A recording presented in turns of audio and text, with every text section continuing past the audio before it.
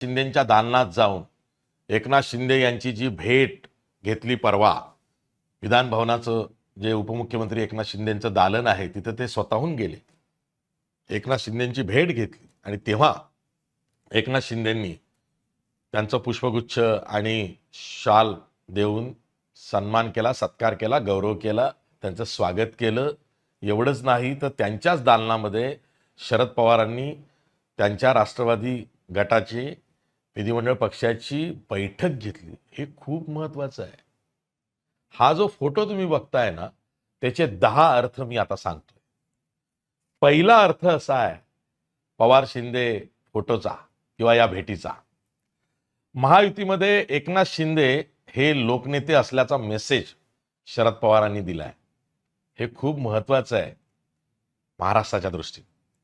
दुसरा मेसेज दिला शरद पवारांनी तो उद्धव ठाकरेंना, संजय राऊतांना, की एकनाथ शिंदे हे तुमच्यापेक्षाही जवळचे असू शकतात आगामी राजकारण बघता. हा सुद्धा एक मेसेज शरद पवारांनी दिला. तिसरा मेसेज दिला तो मुख्यमंत्री देवेंद्र फडणवीसांना, की शिंदेंची भाजप श्रेष्ठींकडे ताकद वाढली आहे, ओळखा तुम्ही. चौथा मेसेज दिला तो म्हणजे सुनेत्रा पवारांना, ज्यांच्याकडं शरद पवारांचा मूळ पक्ष आणि मूळ निवडणूक चिन्ह आहे घड्याळ, त्या सुनेत्रा पवारांना, त्यांच्या पक्षाला, की आपण आपला गट किंवा जो राष्ट्रवादी काँग्रेस पार्टी शरदचंद्र पवार हा जो पक्ष आहे तो खंबीरपणे सांभाळून आहोत. एवढंच नाही तर तो काही आम्ही तुमच्यामध्ये विलीन करणार नाही आहोत किंवा आम्ही काय करायचं हा आमचा निर्णय आहे.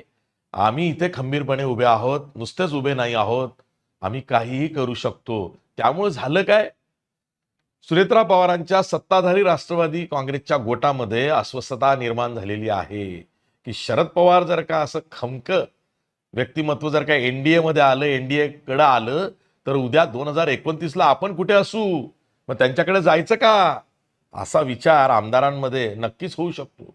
हाही एक मेसेज आहे. त्यानंतर आणखीन एक मेसेज दिला सुनेत्रा पवारांच्या आमदारांमध्ये, महायुतीशी हवी तेव्हा आपण सलगी साधू शकतो. तुम्ही तिकडे गेलात, तुम्ही सत्तेत आहात असं समजू नका, आम्ही पण तुमच्याबरोबर सत्तेत येऊ शकतो. एवढंच नाही तर तुमचा वाटा आम्ही घेऊ शकतो, तो सत्तेतला, म्हणजे केंद्रातही मंत्रिपद आणि राज्यातही मंत्रिपद, किंबहुना त्यातून तुमचं उपमुख्यमंत्री पद काढून आम्ही सेटलमेंट करू शकतो भाजप बरोबर. असाही मेसेज आहे आणि एकनाथ शिंदे यांच्याकडे शरद पवार गेले आहेत. 7वा मेसेज दिलाय तो खूप महत्वाचा आहे. भाजप समोर महाराष्ट्रात आता शिंदेंचंच आव्हान उभं राहतंय, हा एक मेसेज दिलाय शरद पवारांनी. हा मेसेज या फोटोतनं, या दालनामधल्या बैठकीतून, या भेटीतून, तोही विधान भवनातल्या, हा दिलेला आहे की भाजप समोर आता महाराष्ट्रात कोणाचं आव्हान असेल तर ते एकनाथ शिंदेंच्या शिवसेनेचं आणि एकनाथ शिंदेंचं, हे ओळखा. असं तर शरद पवार सांगत नव्हते ना. पुढचा मेसेज आहे एनडीए आणि महायुती, म्हणजे राष्ट्रीय स्तरावर एनडीए आणि राज्यात महायुती, दोन्हीकडे दोघांची सरकार आहेत, भाजप प्रणित. शरद पवारांचा पक्ष सामील झाल्यास एकनाथ शिंदेंकडे नेतृत्व म्हणून बघू शकतो, असा मेसेज तर शरद पवारांनी दिला नाही ना.